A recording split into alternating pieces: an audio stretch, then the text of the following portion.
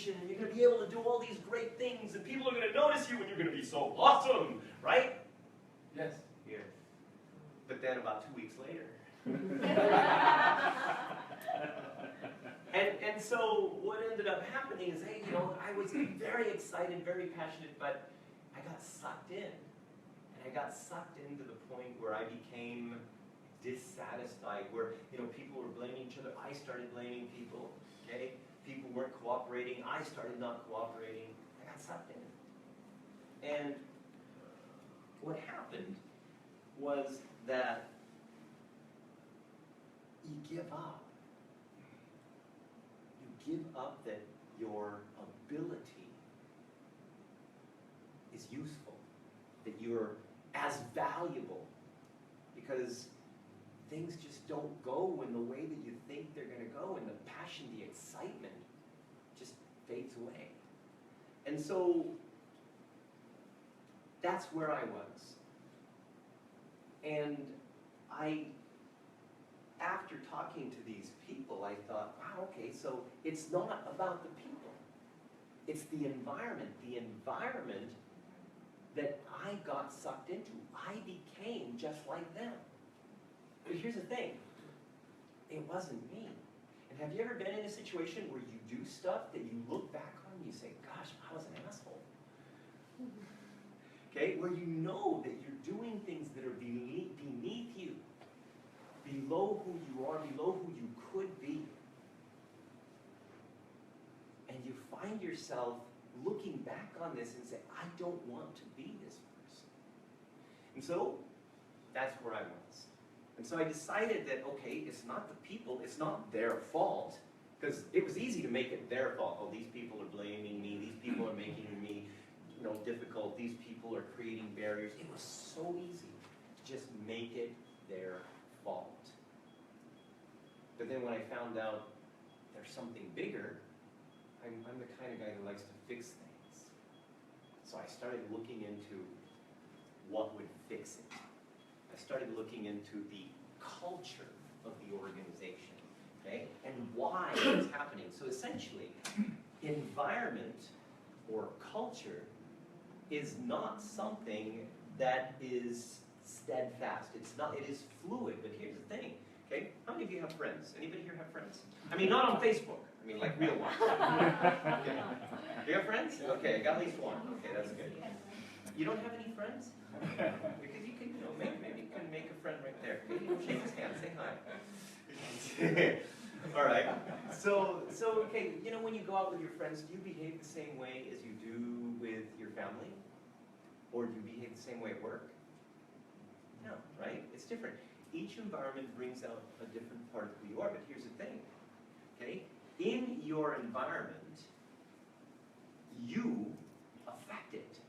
The moment that you go into any group, you affect it. You look like a party girl, right? Okay? When you go out with your friends, what do you do? Which friend? Any, pick one. One group. So many types. I go to have a meal. A meal. All right. We eat together. Okay. You go to okay. What kind of places do you go to? Any restaurant which is convenient for us to chit-chat.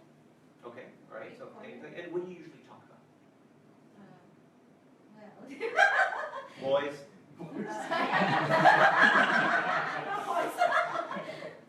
Girl stuff. Okay. Girl stuff. All right. Okay. So. Let's, now when you're with these friends, are you like super excited, or are you just kind of average, you kind of maybe, relaxed? What would be your energy level, would you say? Excited, high energy. High energy? Okay, so when she goes out with her friends, she's like, oh my gosh, look what happened to these people, right? Kind of. Kind of, okay. So now let's say she goes out with the same friends. She goes out to the same places. She talks about the same stuff. But this time, she's going to be very relaxed. And she's going to be talking to them in a very relaxed, slow voice. Same everything, only one thing changes. Will it affect the group? Will it affect how those people react to her? Yes. Sure. Okay? It's the same thing with organizational culture, with group dynamics. One modification one, modification, can change the entire group dynamics. But here's the thing, if you're going to change organizational culture, okay, you have to know what little modifications to make. And so that's what directive communication psychology is all about. So it took about a year plus to develop the foundations of this thing, and when I was doing it when I was working in this company, because I was kind of, you know, an underperformer already, so I used a lot of this extra busy work time to kind of start working and researching why all of this stuff was happening. And so there was a number of models that came out of that. Colored Brain, as many of you know, is one of our more popular models. And the emotional drive model, postures, the identity model. Okay, so we've got a lot of different models within the directive communication psychology framework.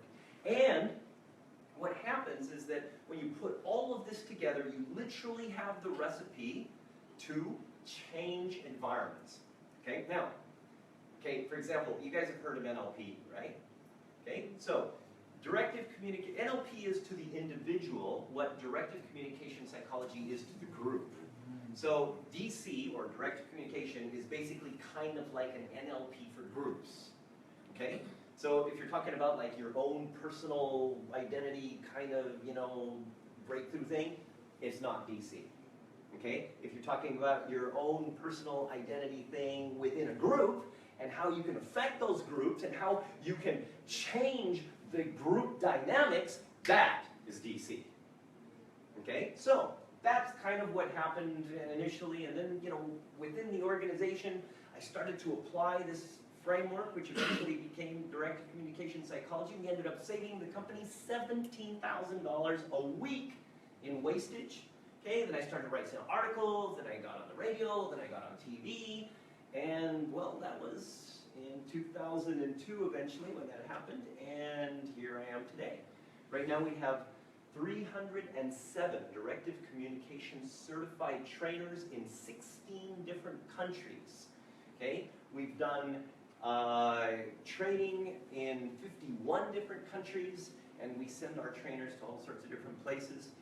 We've recently done a culture change initiative for Denza, which is a joint venture between BYD and Dalmer. Okay, and our culture change initiatives literally are guaranteed, and they show visible, they're not just like a little visible, like in your face, visible results, okay, within 14 days of the initiation, and they create a solid culture within 80 days.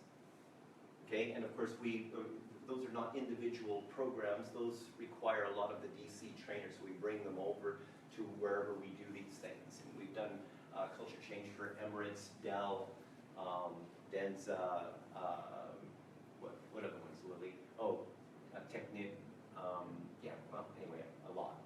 Okay, and so that's kind of where I'm coming from. Okay, so that was more than a minute, wasn't it? 1 hour. Okay. So let me. What I want to talk to you today is about how to make training fun, but not just make training fun.